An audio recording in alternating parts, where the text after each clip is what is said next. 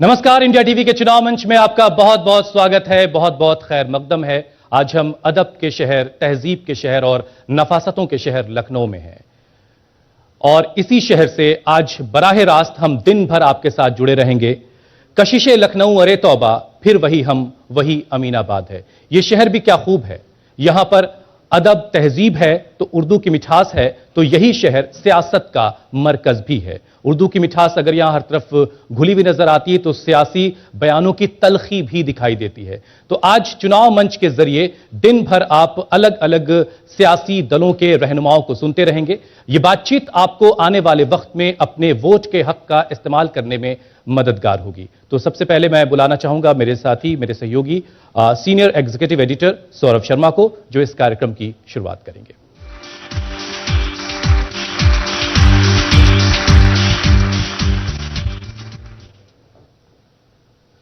नमस्कार, चुनाव मंच में आप सबका स्वागत है।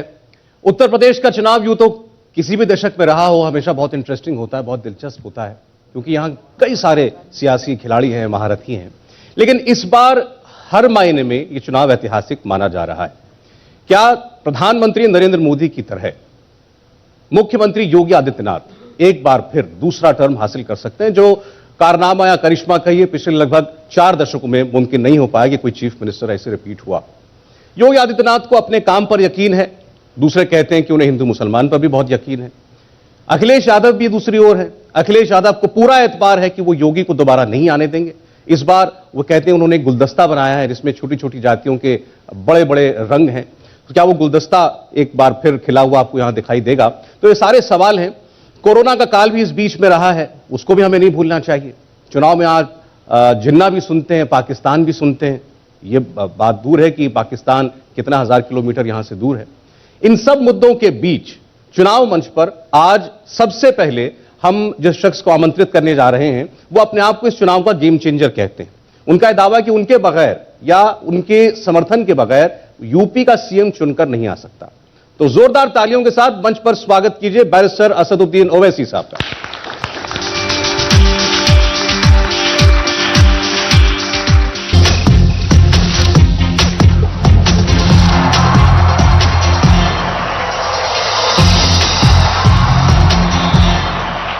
चुनाव मंच में हमारे पहले मेहमान हैं एआईएमआईएम के अध्यक्ष असदुद्दीन ओवैसी साहब। स्वागत है ओवैसी साहब आपका इंडिया टीवी पर।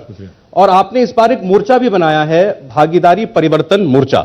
जी, पहले तो आप ही बताएं, आप कोविड रिस्ट्रिक्शंस के बीच घूम भी रहे हैं, दौरे भी कर रहे हैं, आप क्या माहौल पा रहे हैं उत्तर प्रदेश का? देखिए, हमने जो भागीदारी परिवर्तन मोर्चा बनाया जिसमें बाबू सिंह कुशवाहा साहब इसके कन्वीनर हैं, वामन मिश्रा साहब की पार्टी है और दूसरे 4-5 छोटे दल भी हैं। हमारा मकसद एक ही है कि जो कमज़ोर तबक़ात हैं, जो कमज़ोर बरादरियां हैं, उनको इंसाफ मिले। और इसीलिए हमने तय किया कि अगर उत्तर प्रदेश जनता इस भागीदारी परिवर्तन मोर्चा को सत्ता देती है तो पहले 2.5 साल के लिए बाबू सिंह साहब इसके मुख्यमंत्री रहेंगे, आइंदा 2.5 साल दलित समाज से कोई होगा और फिर इस 5 साल जो दौर होगा उसमें अल्पसंख्यक समाज के, मुसलमान समाज का एक डिप्टी सीएम होगा और दूसरे समाज के लोग होंगे। जहां तक हम जो माहौल देख रहे हैं ये बाइपोलर इलेक्शन नहीं है, क्योंकि ख़ास तौर से कैंडिडेट्स के अनाउंसमेंट के बाद बहुत माहौल मुख्तलिफ था, मगर एक परसेप्शन बनाया जा रहा था बाइपोलर का। बाइपोलर चुनाव नहीं है। लोग तो अभी भी ये कह रहे हैं कि अखिलेश यादव या मुख्यमंत्री योगी आदित्यनाथ दोनों के बीच ही कॉन्टेस्ट है और बाकी सिर्फ माहौल बना रहे हैं अपने लिए, लेकिन जमीन पर कुछ ऐसा नहीं है। नहीं, मेरा जितना मुझे सियासत थोड़ी बहुत आती है, राजनीति आती, जो मैंने सीखा अपने बड़ों के पैरों के पास बैठकर सुना है, सीखा है, मुझे नहीं लगता कि बाइपोलर इलेक्शन होने जा रहा। तो इलेक्शन किसी को लाने वाला है या किसी को भेजने वाला है? कई बार लोग किसी से बहुत नाराज होते हैं और कई बार लोग चाहते हैं कि कोई आ जाए। देखिए, अब ये कैंडिडेट्स के जो पार्टी, जिस पार्टी का कैंडिडेट स्ट्रांगली लड़ेगा वही पार्टी कामयाब हो सकेगी, हमारा मानना है। और यकीनन बीजेपी के खिलाफ बहुत ज़्यादा एंटी इनकम्बेंसी है और जो मेन स्ट्रीम मीडिया में ज़्यादा नज़र नहीं आता। और बीजेपी के खिलाफ बेरोज़गारी एक बहुत बड़ा मुद्दा है और फिर कोविड सेकेंड वेव में जो बीजेपी की सरकार ने बहुत से लोगों को उनके हाल पर छोड़ दिया। तो बहुत से मुद्दे हैं, किसानों की नाराज़गी है, अल्पसंख्यक समाज में एक नाराज़गी है तो बहुत से मुद्दे बीजेपी के खिलाफ हैं और यकीनन एंटी इनकम्बेंसी योगी सरकार के खिलाफ बहुत ज्यादा है। अच्छा, मैं आपके अपने प्रोस्पेक्ट्स के बारे में बात करूं तो बिहार में आपको जैसी कामयाबी मिली बंगाल में नहीं मिली, यूपी में ऐसा क्या आपको अपने लिए खास दिखाई दे रहा है? देखिए, 2017 से 2022 का ये 5 साल का सफर हमारे पार्टी के तमाम जिम्मेदारों ने बड़ी मेहनत की, जुस्तजू की, संगठन को मजबूत किया। तो मुझे यकीन है कि 2017 से बेहतर नतीजा आएगा और हम कैंडिडेट्स भी बड़े बड़े स्ट्रांग है और फिर हम इस भागीदारी परिवर्तन मोर्चा का हिस्सा भी है, इससे भी हमको बहुत फायदा होने वाला है। तो अच्छा, हमारे लिए अच्छा नतीजा आएगा इंशाल्लाह। आपके जो कैंडिडेट्स की लिस्ट हमने देखी, बहुत से लोगों को आश्चर्य हुआ होगा देख करके कि असदुद्दीन ओवैसी साहब की पार्टी से किसी गैर मुसलमान को भी टिकट मिलेगा, तो कई सारे हिंदू कैंडिडेट्स को भी आपने उतारा है। आपको ये सुनकर खराब तो नहीं लगता कि लोगों को इस पर आश्चर्य हुआ हो? नहीं, शायद लोग नहीं जानते, हमारी पार्टी हमेशा से नॉन मुस्लिम भाइयों को भी टिकट देती है, ओबीसी को, दलित को देती आई है, हमारा रिकॉर्ड है। मगर अगर वो मीडिया में नहीं आता है तो अलग बात है। मगर चाहे महाराष्ट्र हो, बिहार हो, बिहार के चुनाव में भी हमने दिया था और कर्नाटका में भी हमारे म्युनिसिपल कॉरपोरेटर्स हैं, हैदराबाद में है, औरंगाबाद में हम लोग मेन अपोजिशन पार्टी थे औरंगाबाद में, उसमें से 7 नॉन मुस्लिम कॉरपोरेटर हमारे हैं। तो ऐसा नहीं है कि हम नहीं देते हैं, बिल्कुल देते हैं। सिर्फ पिछड़ों को नहीं, इस बार तो आपने एक पंडित जी को, एक ब्राह्मण को भी टिकट दिया है। हाँ, क्यों नहीं, बिल्कुल देना चाहिए। पंडित जी बेहतरीन इलेक्शन लड़ रहे हैं और मुझे यकीन है कि वहां की जनता उनका पूरा सपोर्ट करेगी, साथ देगी। नहीं, लेकिन लोगों को ये लगता है कि आप हिंदू कैंडिडेट खड़ा कर तो देंगे, लेकिन ओवैसी साहब को क्या गैर मुस्लिम वोट मिलता है, कहीं भी मिलता है? एक मिसाल आपको देता हूं आपके सवाल का जवाब देने के लिए। औरंगाबाद की पार्लियामेंट सीट महाराष्ट्र में जो 22 साल से शिवसेना जीतती आ रही थी, वहां पर हमारे कैंडिडेट इम्तियाज जलील साहब ने उनको हरा दिया। तो कोई ये कैसे कह सकता है कि इम्तियाज जलील सिर्फ मुस्लिम वोट पर जीत गया? इम्तियाज जलील को औरंगाबाद के तमाम फिरके, बरादरी, मजहब के लोगों ने मिलकर उनको कामयाब किया। तो ये बिल्कुल गलत है कि ये बोलना कि दूसरे कम्युनिटी का वोट नहीं मिलता।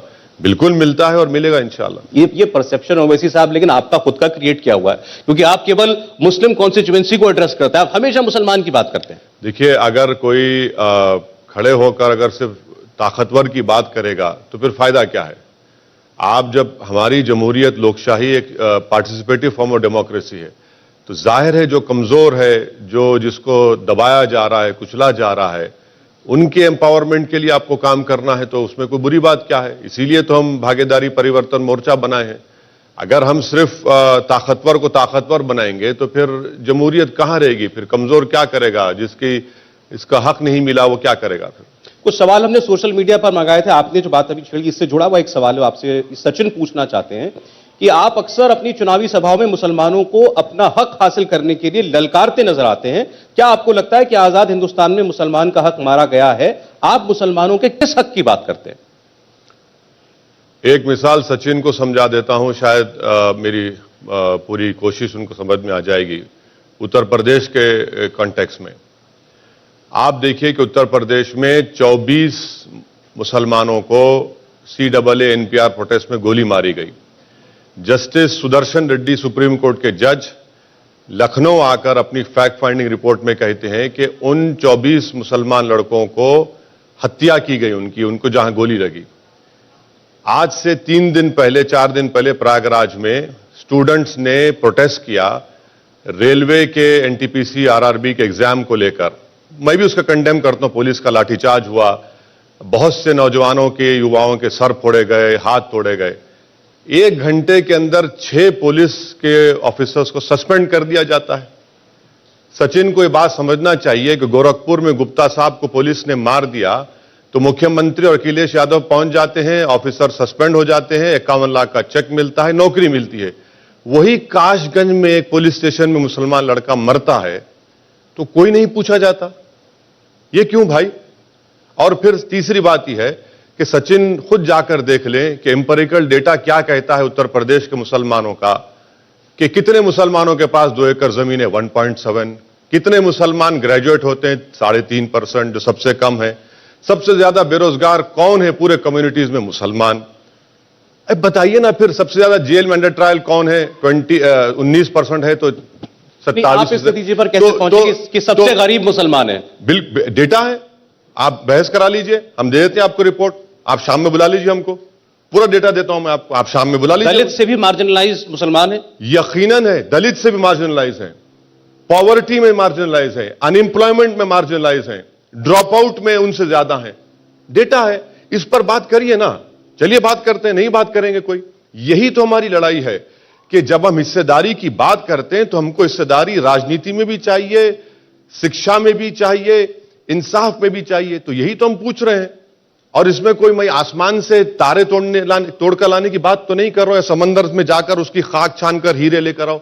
मैं तो कह रहा हूं जो संविधान में इक्वालिटी की बात की गई, वो सब्सटेंटिव इक्वालिटी की बात कही गई, आप उससे ही महरूम कर दे रहे यहां के अल्पसंख्यक समाज के मुसलमानों को। देखिए, ये बहस कई बार हो चुकी है, लेकिन ऐसा तो है नहीं कि मुसलमान वोट नहीं देता।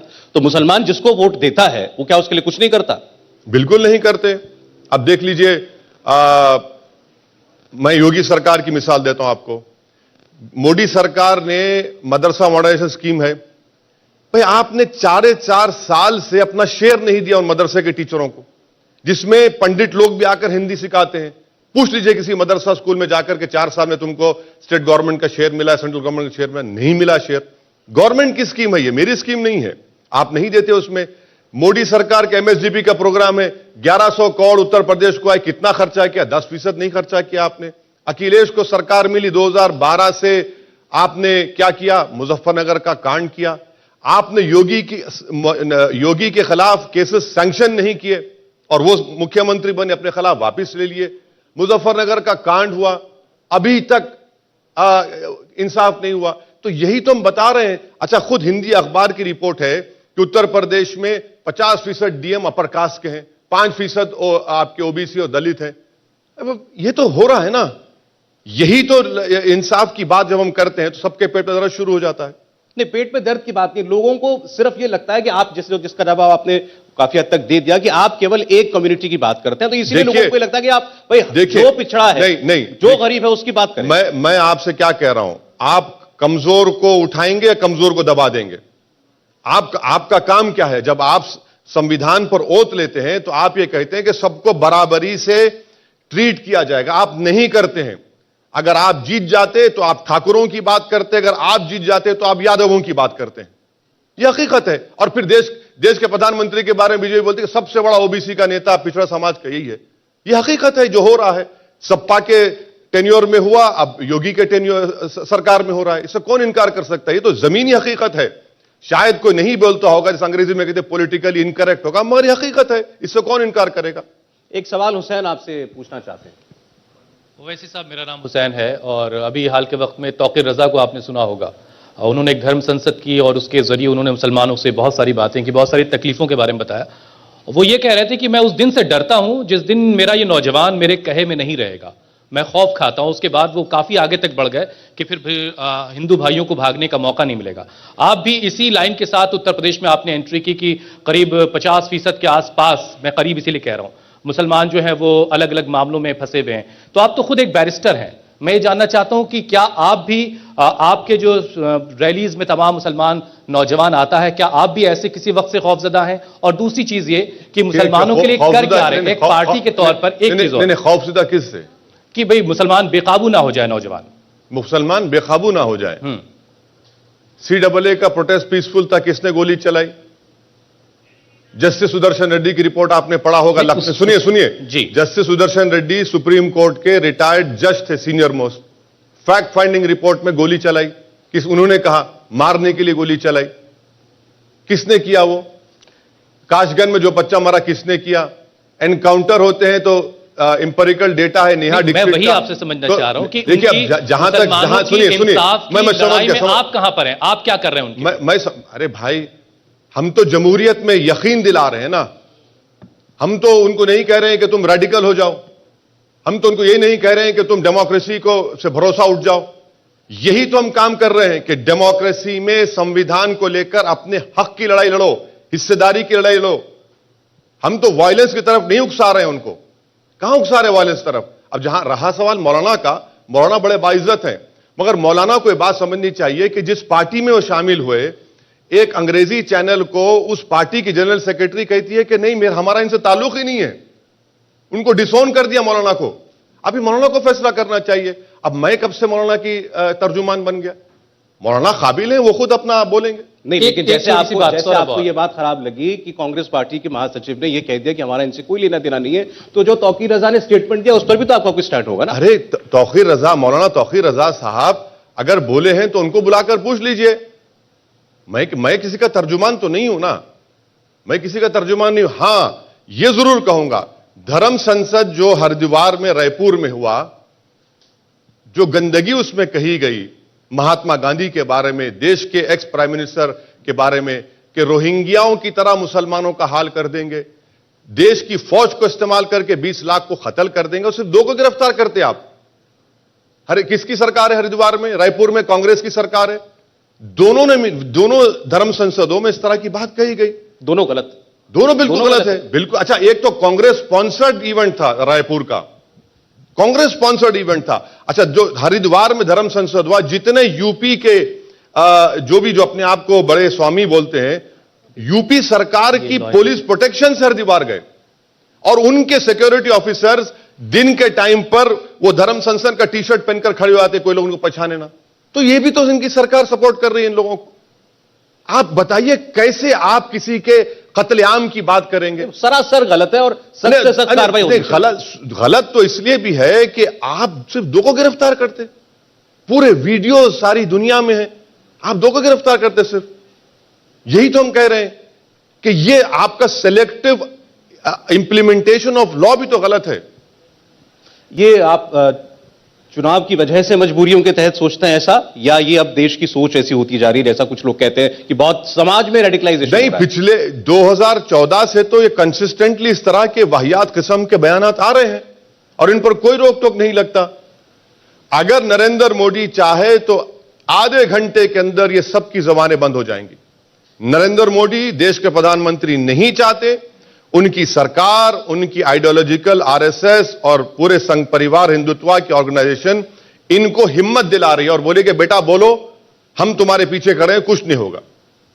अच्छा, केवल बीजेपी और प्रधानमंत्री या मुख्यमंत्री या अखिलेश यादव भी अब इस कैंपेन के अंदर आज अब जितना, और मैं कह रहा हूं बड़ी फ्रिवलस बात है, कोई जिन्ना का नाम ले ले, कोई पाकिस्तान का नाम ले ले, कोई लेना देना नहीं, कोई सर पैर नहीं कि हम इस चीज को डिस्कस करते, लेकिन ये हो रहा है, और किसकी वजह से हो रहा है? अखिलेश यादव क्या है? की वजह से हो रहा है। ये बैकग्राउंड में क्या है बताइए आप? ये एक मस्जिद है, बताइए ये फिर। आप ये रखकर मुझसे सवाल कर रहे हैं। अब मैं क्या जवाब दूं? ये चुनाव की हकीकत है। अरे मैं क्या जवाब दूं? हकीकत है ओवैसी साहब, आप उससे बेहतर अरे जानते मैं हैं। क्या जवाब दूं? आप ही तो रख रहे हैं बैकग्राउंड में, मैं तो नहीं रख रहा हूं ना।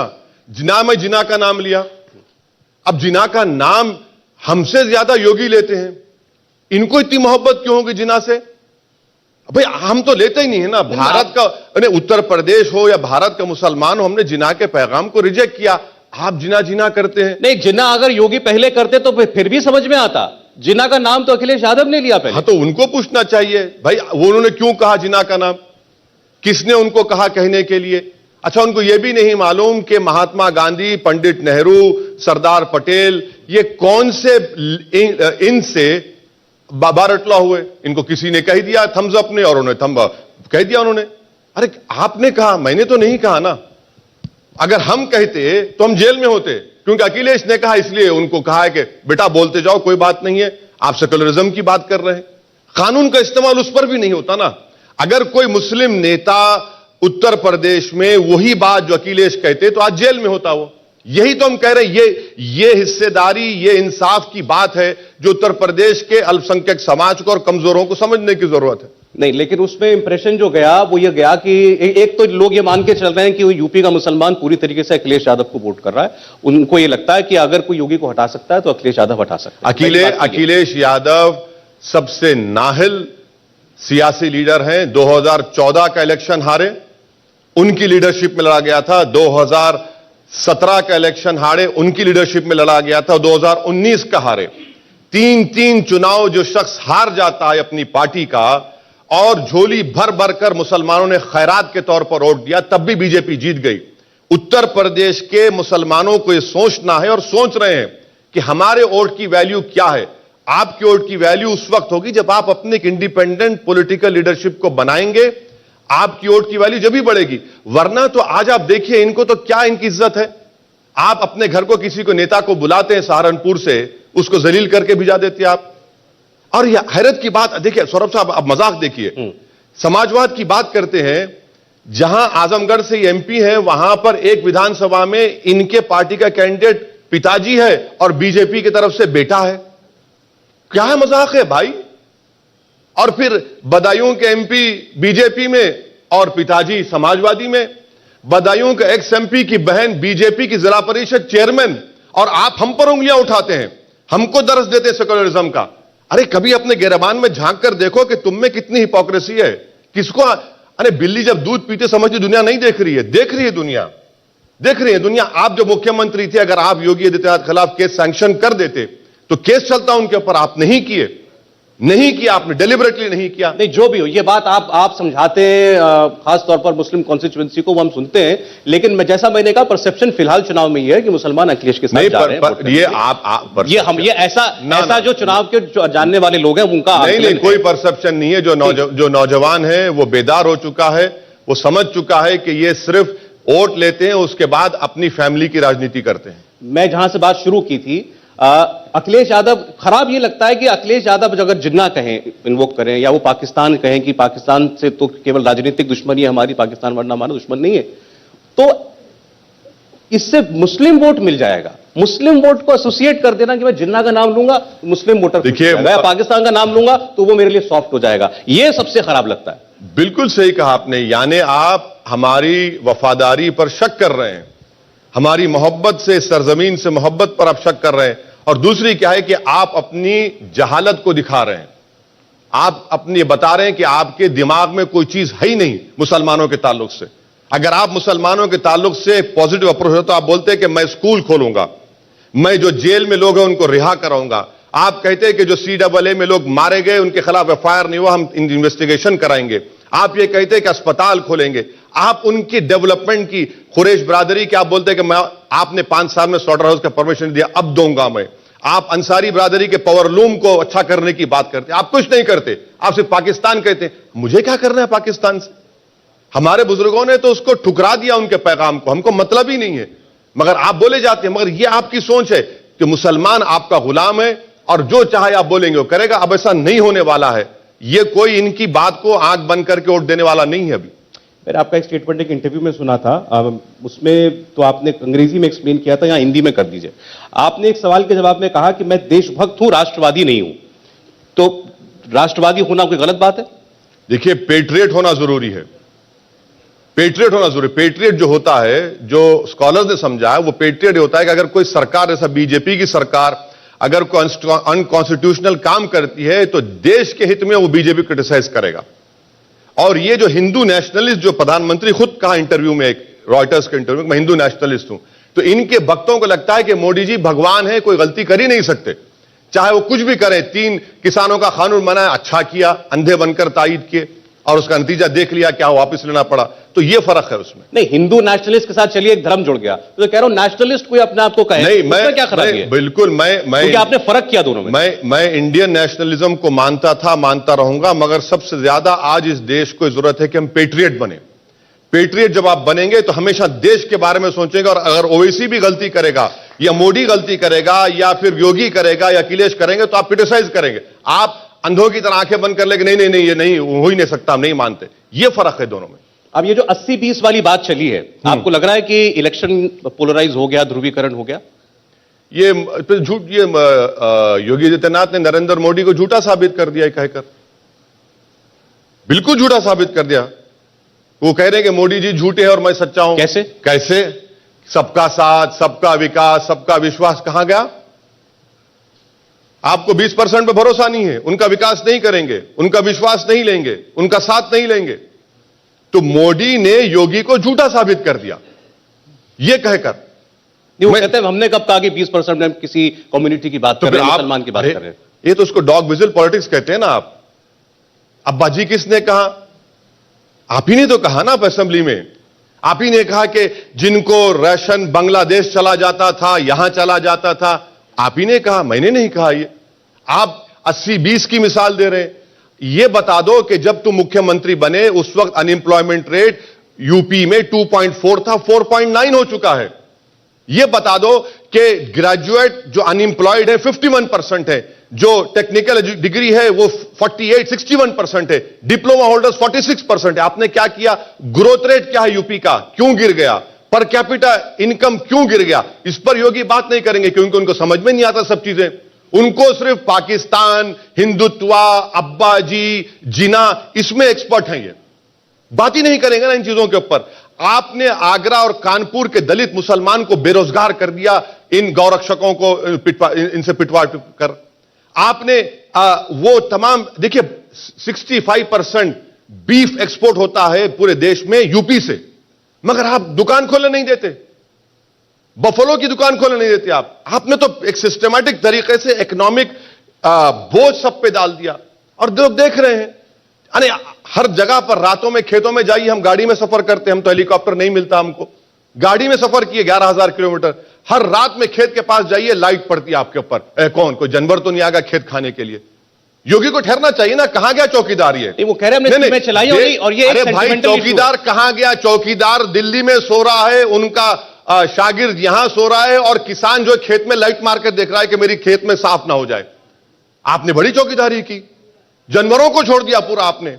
कोई किसान नहीं सोता खेत में अपने। आज उत्तर प्रदेश में जाकर देख लीजिए आपके, मेरी फसल ना खा जाए सुबह तक। ये मसले हैं उत्तर प्रदेश। ये मुद्दा है, लेकिन इसके सवाल के जवाब में सीधा सवाल आता है, तो क्या गाय काटने लगे? क्या गौवंश को काटने बिल्कुल लगे? नहीं, बिल्कुल नहीं। जब कानून बनाया गया है, कानून का इंप्लीमेंटेशन होना चाहिए। मगर आप कैसे उस कुरैश बरादरी के लोगों को दुकान खोलने नहीं देंगे, बफलो काटने नहीं देंगे? देखिए हिपोक्रेसी, देखिए डबल स्टैंडर्ड। देखिए 65% जो देश से बीफ एक्सपोर्ट होता है वो यूपी से जाता है, फिर महाराष्ट्र और दूसरे स्टेट में आता है। अभी आप कह रहे हैं इतने जानवर खुले घूम रहे हैं, तो फिर कट कौन से जानवर रहे? ये कौन सा एक्सपोर्ट हो रहा है फिर? बफलो कर रहे हैं आप। हम तो कह रहे हैं ना, बफलो का लाइसेंस दे दो स्लॉटर हाउस का। ना अखिलेश ने 5 साल में स्लॉटर हाउस का लाइसेंस दिया, ना इन्होंने दिया। दीजिए ना आप। जब आप एक्सपोर्ट करके देश को डॉलर लाने में खुश हैं आप, तो भाई उन करोड़पतियों को फायदा कराएंगे, गरीब को नहीं फायदा पहुंचाएंगे जो दिन में शायद 1,000-1,500 रुपए काम करके अपना घर गुजार ले। अच्छा, अभी जो 80-20 वाली बात हम कर रहे थे, योगी आदित्यनाथ ये बार बार कहते हैं और इस बात को तो वो खुलकर कहते हैं, जब वो अब्बा जान, चाचा जान, ये सब बातें, कि भाई ये वो लोग हैं जिन्होंने कार सेवकों पर, राम भक्तों पर गोलियां चलवाई थी। किसके लिए? मस्जिद बचाने के लिए मुलायम सिंह यादव ने गोली चलवाई थी, ये मत भूलना। ये वो लोग हैं जिन्होंने मुजफ्फरनगर दंगों में जो कल्प्रिट्स थे मुसलमान लड़के, उनको छुड़वाया था, ये बात मत भूलना। तो ठीक है, ये उनकी पॉलिटिक्स है। 73 केसेस मुजफ्फरनगर के योगी सरकार ने वापस लिए, सुप्रीम कोर्ट में कहा गया। क्यों वापस लिया आप? क्या आपने सुना था कि देश का एक मुख्यमंत्री अपने खिलाफ केस को वापस लेता है? उन्होंने लिया। उन्होंने डिनाई किया इसको, लिया अभी एक इंटरव्यू में डिनाई किया और ये कहा कि मैंने कोई केस नहीं वापस लिया, बल्कि मुझे सजेस्ट किया गया था कि हम ये केस मुकदमे ले सकते हैं वापस। मैंने कहा अदालती तरीके से करो। ये कोर्ट में केस गया है और कोर्ट सुनवाई करेगा उसकी। उन्होंने विड्रॉ किया, मगर कोर्ट में किसी ने डाल दिया है। कोई सिटीजन ने जिसको रूल ऑफ लॉ से मोहब्बत है, केस डाला है। अब आप ये बताइए कि बाबरी मस्जिद के क्रिमिनल केस का जजमेंट आ गया, यह सरकार अपील नहीं करेगी उसके खिलाफ? मैं पूछना चाह रहा हूं कि फिर मस्जिद को किसने तोड़ा? किसी ने नहीं तोड़ा, आसमान से लोग आए थे। आप अपील नहीं करेंगे? आप अगर भारत के संविधान पर ओथ लिए हैं, रूल ऑफ लॉ के लिए, अगर आप देश के प्रधानमंत्री हैं, सबके हैं, तो आपको अपील करना चाहिए था ना। अफसोस की बात यह है कि आप अपील नहीं करते। क्यों नहीं करते? क्योंकि आपकी आइडियोलॉजी देश के संविधान पर गालिब हो चुकी है। आपको संविधान से मतलब नहीं, आपको अपनी आइडियोलॉजी से मतलब है। आप अपील भी नहीं करते उसको। यह हुकूमत है, यह सरकार है, मोदी सरकार। 6 दिसंबर 1992 को जो सुप्रीम कोर्ट को वादा देकर जो तमाशा किया गया, क्रिमिनल ट्रायल में अपील तो कर देते। अपील का मौका है, हाईकोर्ट जाते, नहीं करते। सीबीआई आपके मातहत। मेरे शहर में मक्का मस्जिद में बॉम्ब ब्लास्ट हुआ, अपील नहीं करते आप। समझौता ट्रेन ब्लास्ट का जजमेंट आया, अपील नहीं करते आप। किसके फिर आप कौन सी रूल ऑफ लॉ की बात कर रहे हैं? देश के प्रधानमंत्री, देश के प्रधानमंत्री कहते सबका साथ सबका विकास। कहां का सबका साथ सबका विकास? आप ही के मंत्रालय में सोशल जस्टिस की मिनिस्ट्री ने सिर्फ 11% बजट स्पेंड किया। आपके पास मदरसा मॉडर्नाइजेशन है, 5 साल से आपने तनख्वाह नहीं दी। मैं पार्लियामेंट में क्वेश्चन डाला तो मुख्तार अब्बास नकवी ने पार्लियामेंट को कहा कि हम देंगे, अब तक नहीं दिया गया पैसा। आप बुलाइए किसी मदरसे के टीचर को जिसमें पंडित लोग हिंदी पढ़ाते हैं, फिजिक्स, साइंस, मैथ्स पढ़ाते हैं, 5 साल से तनख्वाह नहीं है। आप कौन सी बात कर रहे हैं? और ऊपर से ये धर्म संसद की बातें, ऊपर से गौरक्षक। आप बताइए माहौल क्या बनाया जा रहा है, क्या पैगाम दिया जा रहा है भारत के ताल्लुक से?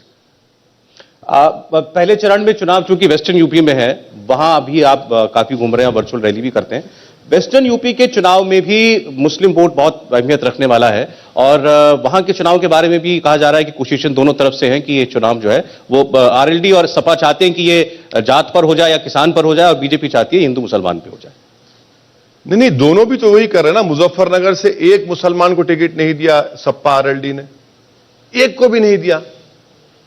ये देख, कंपटीशन अखिलेश और योगी में यह है कि हम दोनों लड़ेंगे कि मोदी से बड़ा हिंदू कौन है। वही तो लड़ रहे हैं। कल अखिलेश से किसी ने प्रेस कॉन्फ्रेंस में पूछा कि आपने मुसलमानों को टिकट कम दिया, तो अखिलेश ने क्या जवाब दिया मालूम सौरभ साहब? गंगा जमुनी तहजीब। अब ये गंगा जमुनी तहजीब तो हमको तुम डुबा दोगे क्या? आपके पार्टी में जो मुसलमान नेता बरसों से काम कर रहे हैं, आप उनको घर में बिठा दोगे गंगा जमुनी के नाम पर, मुशायरा करा दो उनके लिए, है? गंगा जमुनी तहजीब को हम प्रमोट करते हैं। अरे कौन सी गंगा जमुनी तहजीब है? नहीं, आप तो उल्टी बात बता रहे हैं। एक बार मेरे साथ एक प्रोग्राम में उनके कोई प्रवक्ता थे, वो तो उनकी लिस्ट आई तो हमने लिस्ट टीवी पे दिखाई, वो इस बात पर नाराज हो गए कि आपने ये सारे मुसलमान जो कैंडिडेट उतारे हैं यही गिन के क्यों बताएं? ये मुसलमान कैंडिडेट ही क्यों बता रहे हैं? कल की अखिलेश की जैन साहब के साथ जो प्रेस कॉन्फ्रेंस हुई, आप देख लीजिए। ये सवाल मीडिया के लोगों ने किया तो बोले नहीं, गंगा जमुनी तहजीब है।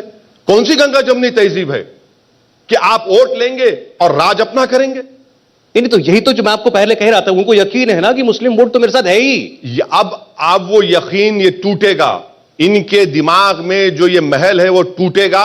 वो यूथ जो मुसलमान है वो जान चुका है कि ये सिर्फ इस्तेमाल करते हैं, डराते हैं और हमारा वोट हासिल करते हैं, उसके बाद हमको भूल जाते हैं।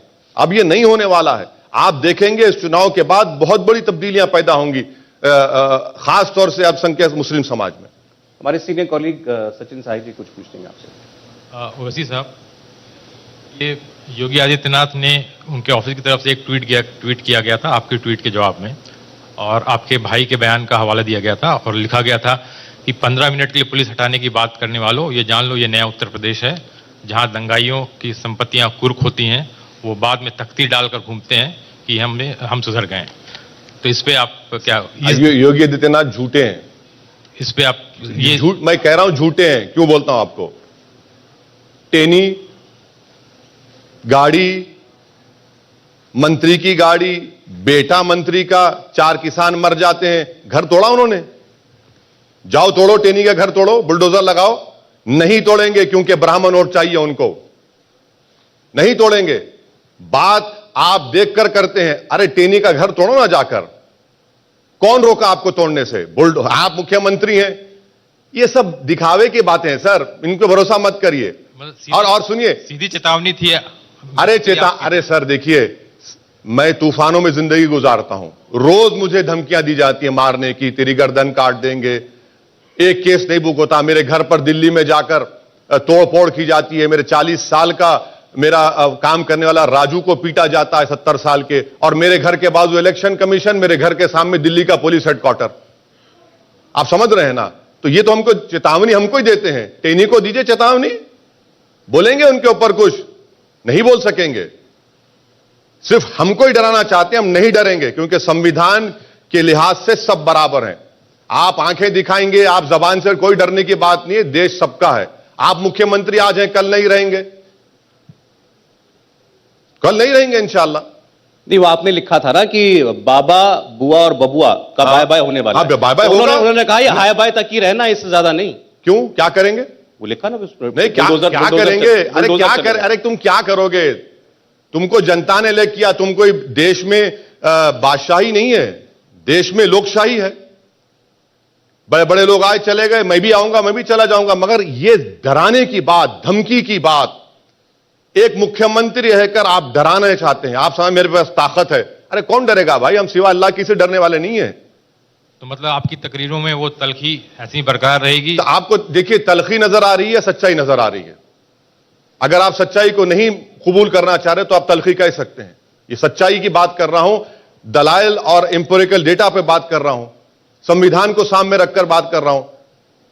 ऐसी कोई तलखी, अगर क्या तलखी है इसमें? किसी के मजहब के खिलाफ तो नहीं बोला, ना कभी बोलूंगा इंशाल्लाह मैं। नहीं, वो बुलडोजर जब कहते हैं, चलिए आपकी कॉन्टेक्स्ट तो पॉलिटिकल वो नहीं सही है, वो सच है, लेकिन जब वो बुलडोजर कहते हैं तो वो उनका एक बड़ा चुनावी प्लैंक है कि मैंने कानून व्यवस्था दुरुस्त की है, मैंने अपराधियों को जेल में डाला है। 2019 का एनसीआरबी का डेटा है कि उत्तर प्रदेश में 5000 कम्युनल इंसिडेंट्स हुए।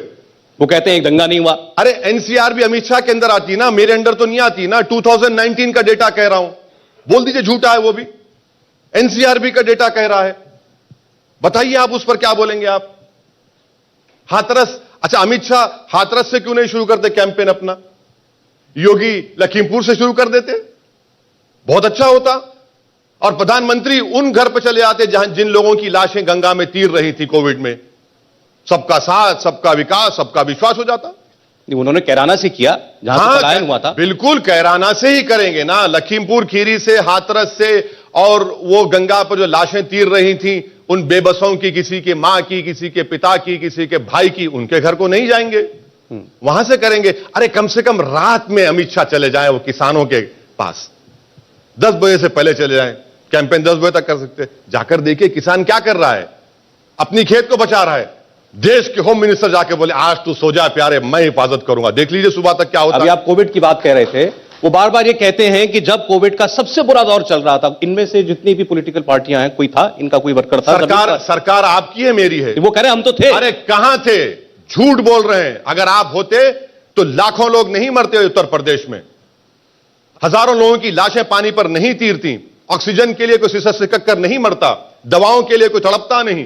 आप तो थे ही नहीं ना, आप तो यतीम और लाचार, और लोगों को बोले कि भैया अब आप राम भरोसे। ये मैंने नहीं कहा, इलाहाबाद हाईकोर्ट का ऑब्जर्वेशन है, ये बेंच से ऑब्जर्वेशन है। अगर हम कहते तो बोले आप राजनीति कर रहे हैं, ये ऑब्जर्वेशन है, आप तो नजर ही नहीं आई कहीं पर। हमारे सहयोगी पवन, उनके पास एक सवाल है।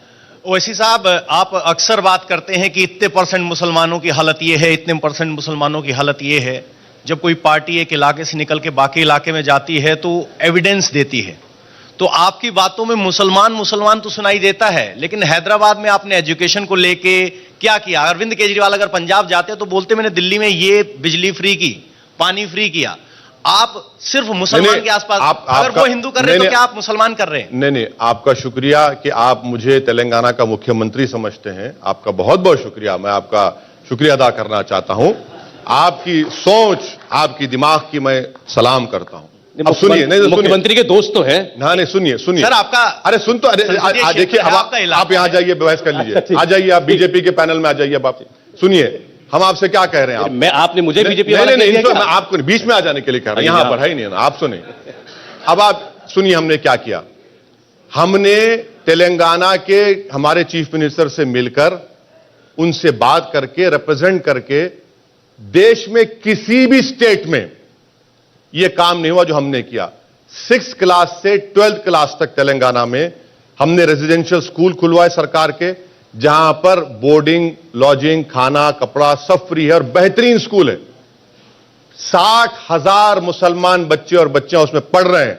आप अपने इंडिया टीवी के करस्पॉन्डेंट को, राघवन को बेंगलुरु से भिजाइए मेरे साथ, मैं दिखा दूंगा, 60,000 गिना दूंगा।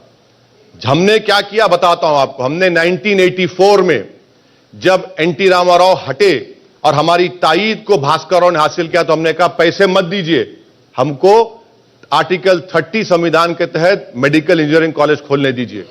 हमने आज मेडिकल इंजीनियरिंग कॉलेज खोला वहां पर।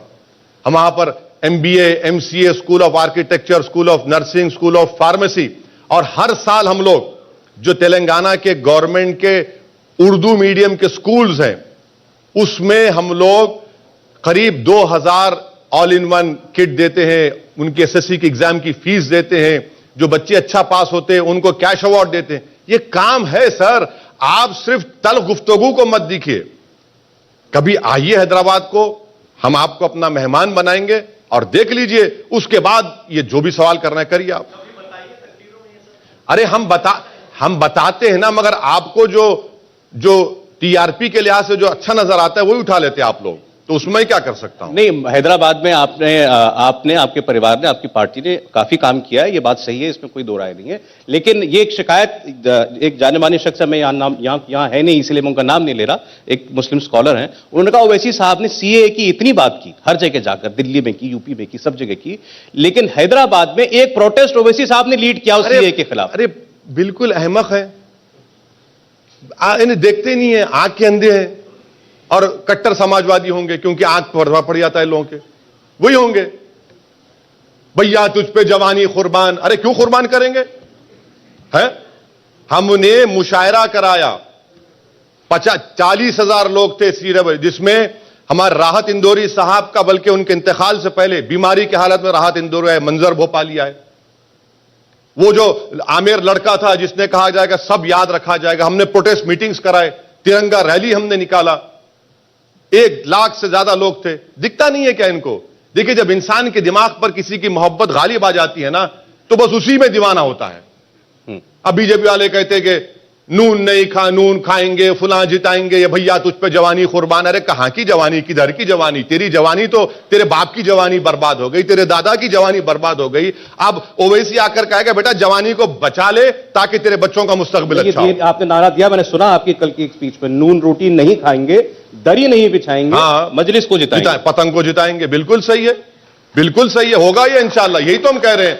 अखिलेश यादव सिर्फ दरी बिछाओ बेटा, गंगा जमुनी की बात कर देते हैं। अच्छा, आप उस सवाल का जवाब ढूंढ पाए कि आप किसकी बी टीम है?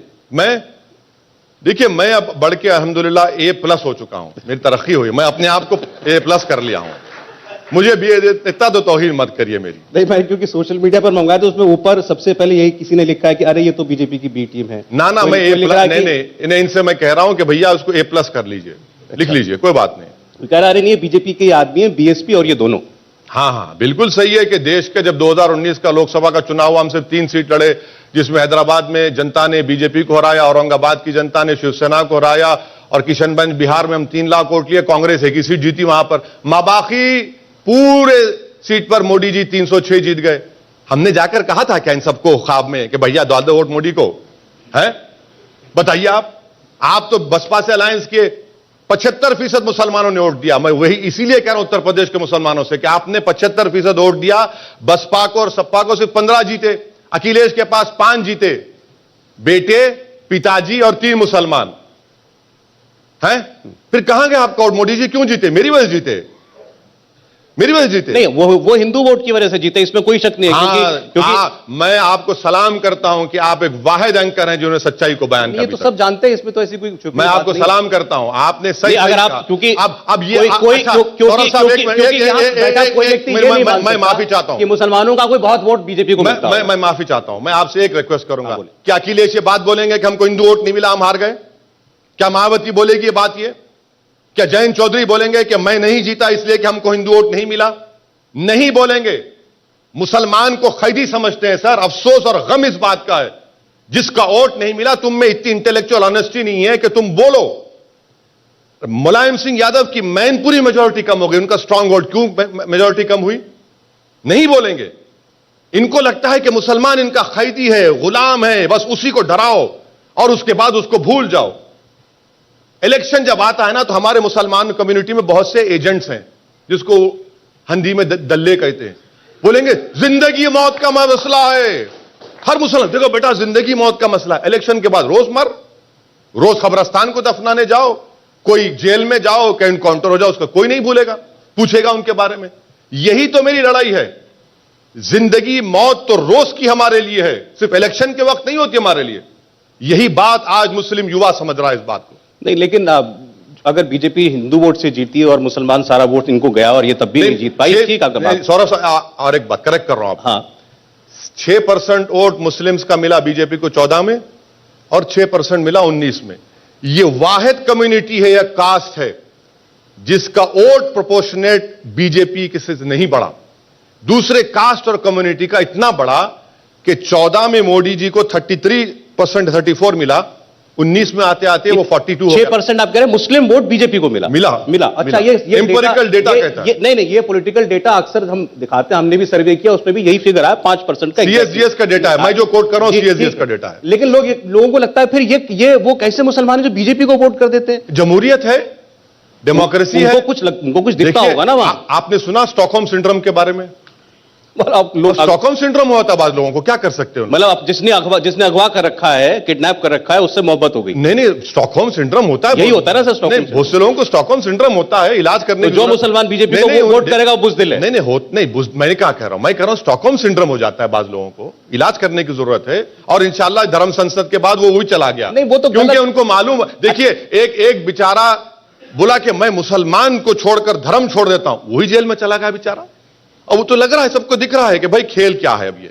नहीं, वो लेकिन जो 5% में ऐसे तो जिसका आप नाम ले रहे हैं वो तो फिर भी जाने माने लोग हैं। डेमोक्रेसी तो 5% में तो बहुत गरीब गुरबा भी आदमी होगा। नहीं, देखिए मेरा आर्ग्यूमेंट ये है कि ये एक वाहिद कम्युनिटी 14 और 19 में उनका वोट नहीं बढ़ा बीजेपी के लिए। यादवों का बढ़ गया, कोई नहीं बोलेगा, भैया नहीं बोलेंगे, फिर भी लोग बोलेंगे भैया तुझ पे जवानी कुर्बान, उनका वोट बढ़ गया। जाटों का बढ़ गया, 90% जाटों ने वोट दिया 2019 में, डेटा है ये, मैं नहीं कह रहा हूं।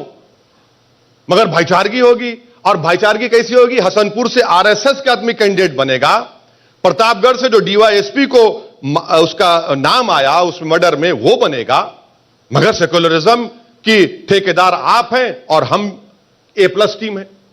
नहीं, इसका उनकी मजबूरी है ये। अगर बीजेपी क्या मजबूरी अगर है? बीजेपी इस यूपी में और देश में ये समझाने में कामयाब हो गई कि देश में कांग्रेस ने और यूपी में सपा बसपा कांग्रेस ने तीनों ने मिलकर मुसलमानों का तुष्टीकरण किया, इसलिए हिंदुओं एक हो जाओ।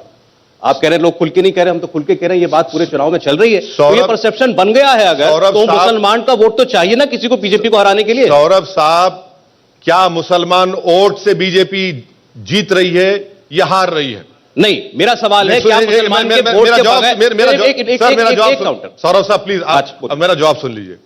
दूसरी बात यह है कि लेट अरुण जेटली ने अच्छी बात कही थी गुजरात असेंबली इलेक्शन के खत, कि जब ओरिजिनल है तो क्लोन की क्या जरूरत है। मैं शुरुआत में ही कह दिया था कि लड़ाई योगी और अखिलेश की है कि मोदी से बड़ा हिंदू कौन है।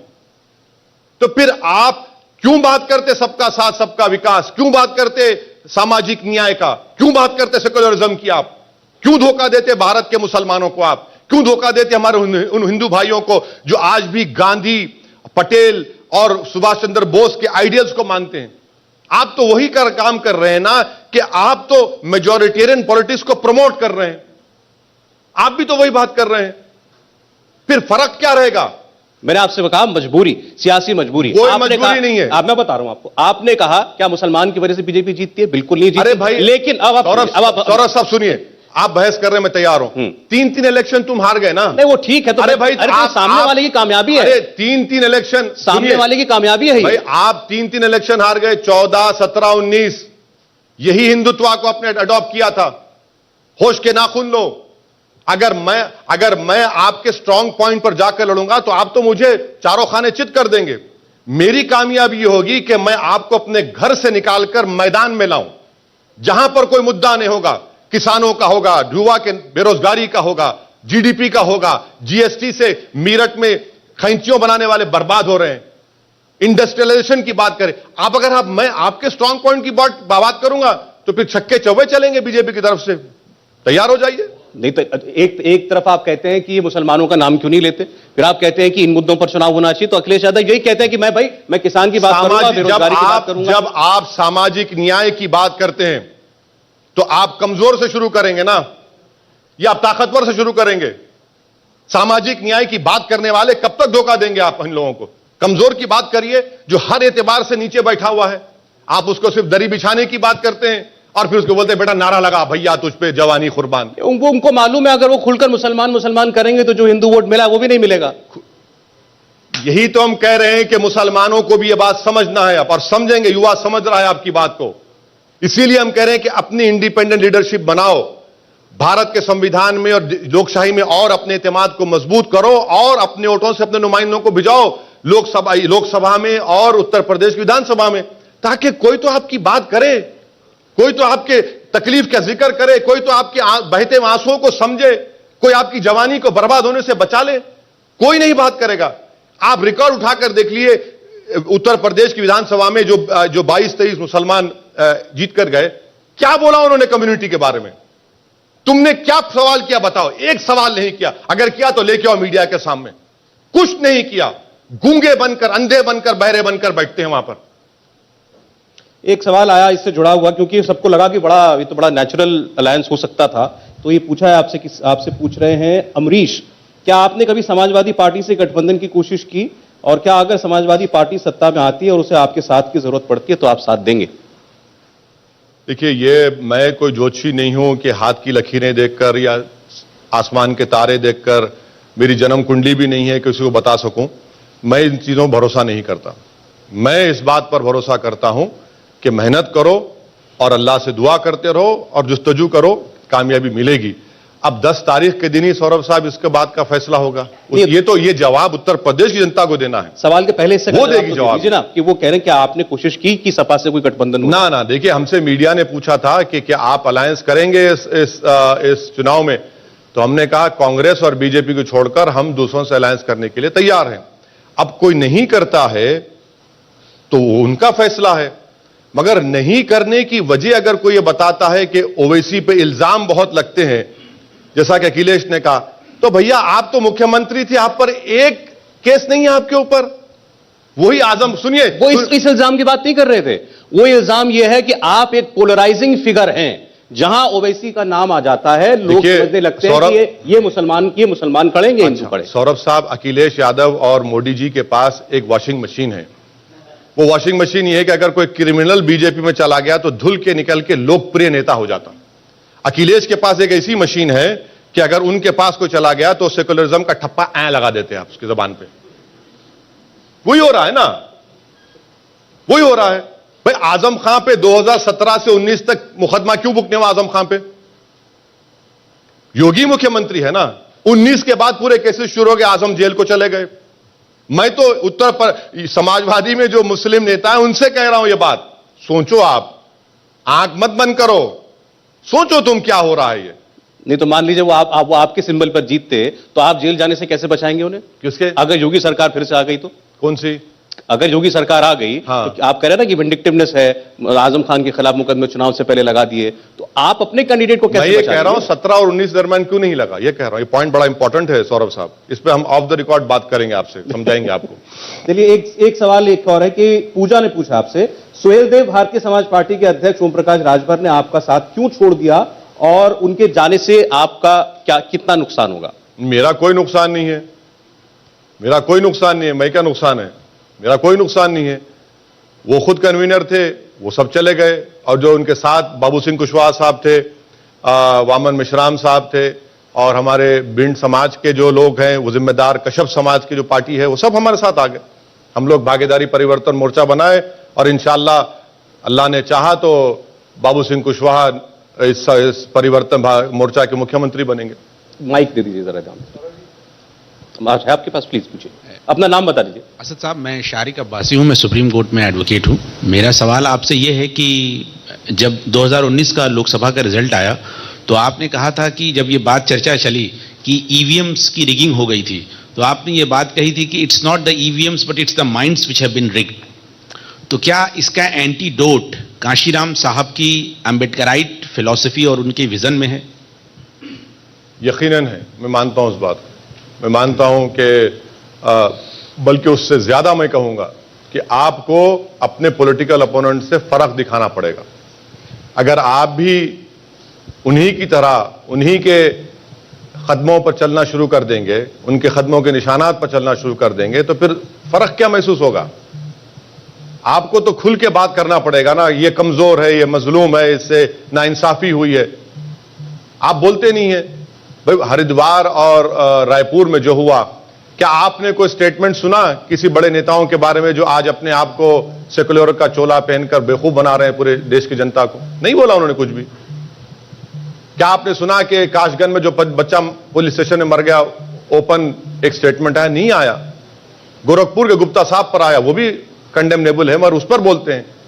भाई आप तो आप क्या मैसेज दे रहे हैं उन नौजवानों को, उन बच्चों को जो आज 14-15 साल के हैं? कि तुम्हारी बात नहीं होगी, तुम खामोश हो जाओ, तुम आंख बंद कर लो। कैसा भाई ये डेमोक्रेसी में घुट घुट के कैसा जिएंगे हम? हमको तो खुल के अपनी बात को रखना चाहिए, जो हमारा फ्रीडम है। ये बात आप इतना खुल के करना चाहते हैं तो मैं आपको बताऊं, ये जो कोई जेल में किसी को मार दिया, कहीं कोई अपराध हुआ मुसलमान के खिलाफ, उसको सजा नहीं मिली, ये तो बिल्कुल साफ है। कोई भी बोलेगा कि ऐसा नहीं होना चाहिए और न्याय होना चाहिए, इंसाफ होना चाहिए। लेकिन बीजेपी की पॉलिटिक्स या राइट विंग पॉलिटिक्स ये है कि जहां मुसलमान डोमिनेंट हो जाता है वहां दूसरी कम्युनिटीज चैन से नहीं रह पाती। ये लोगों के बीच में बात फैलाई जाती है, वो ये फैलाई जाती है। नहीं, बीजेपी देखिए, बीजेपी इस साजिश में बड़ी कामयाब हो गई है। पूरी दुनिया में माइनॉरिटीज को सेफ्टी और प्रोटेक्शन दिया जाता है। यूनाइटेड नेशन के रेजोल्यूशंस हैं, भारत के संविधान में इस बात को रखा गया कि life is a fundamental right. मगर बीजेपी और संघ परिवार ये दिखाती है कि इन मुसलमानों से डर है हमको। अरे भाई, खतरे में कौन है फिर? आप सरकार में है ना 2014 से, आप सही कह रहे हैं। ये जो प्रोपेगेंडा किया गया कि मुसलमान, अच्छा मेजॉरिटी में कहां है मुसलमान? कश्मीर को छोड़कर, वहां पर भी आपने यूनियन टेरिटरी बना दिया, उसको कहां है बताइए ना आप। आपकी सरकार है, आप केसेस विड्रॉ कर ले रहे हैं मुजफ्फरनगर के, आपकी सरकार है और उसके बावजूद भी खतरे में है। तो फिर इसका मतलब है कि आपने अपने काम में नाकाम हो गए। फिर वो कैराना पलायन जैसे मामले बताते हैं। अब देखिए, दिखाने को तो कुछ नहीं है ना।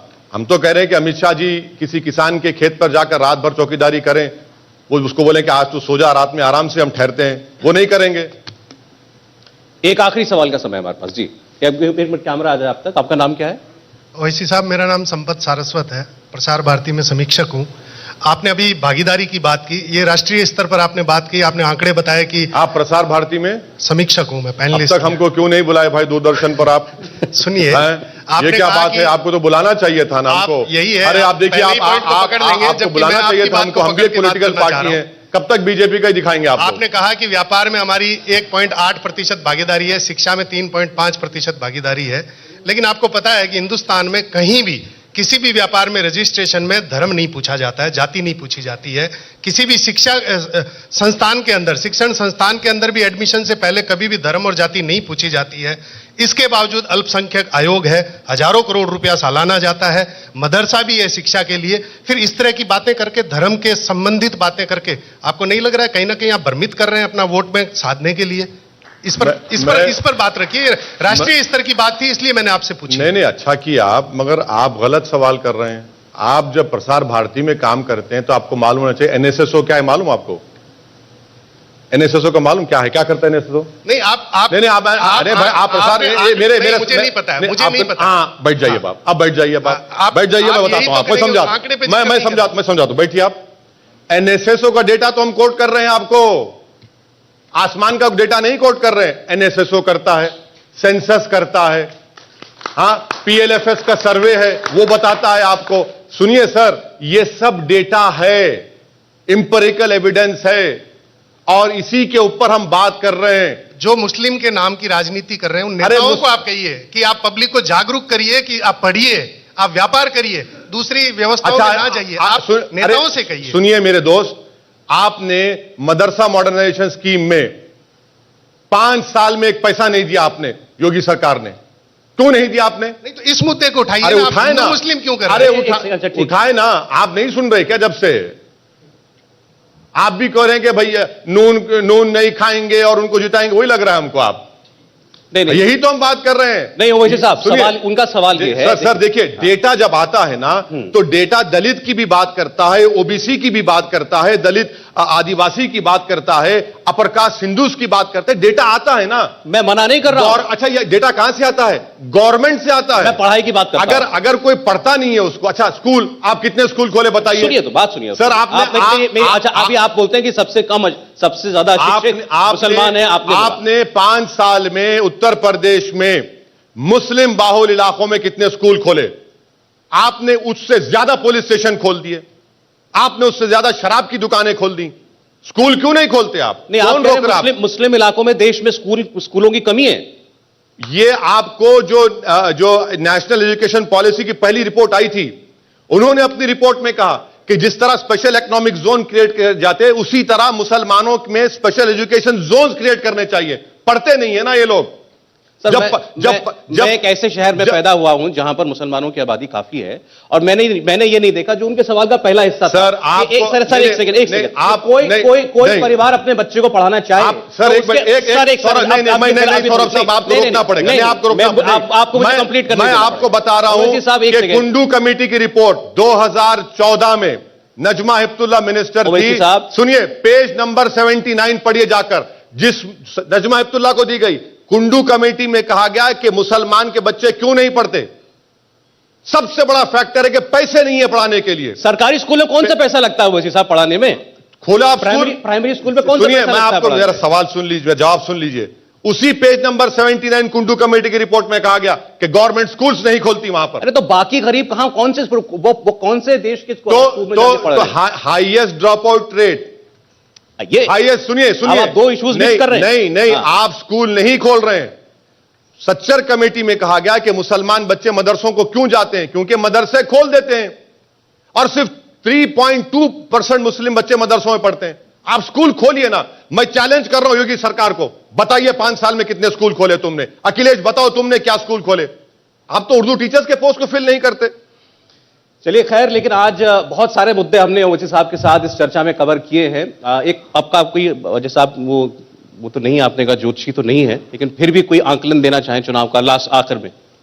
नहीं, हमको यकीन है कि अगर आज की गुफ्तगू उत्तर प्रदेश की जनता अगर सुन ले तो मुझे यकीन है कि उनको अपने वोट के इस्तेमाल करने से पहले उनको बहुत इंफॉर्मेशन मिलेगी और ये बाइपोलर उनके दिमाग से निकल जाएगा और वो मुस्लिम नौजवान, वो दलित, वो ओबीसी समाज का जो है, वो पिछड़ा समाज का, वो समझ जाएगा कि भाई सिर्फ हमारी वोट लेने की बात कर रहे हो, उसके बाद सब हमको भूल जाते हैं।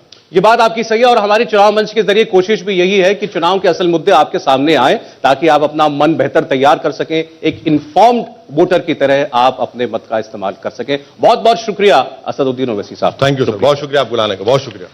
इंडिया टीवी हर वक्त हर जगह डाउनलोड करने के लिए सर्च करें India TV news Google play store या ऐप स्टोर पर।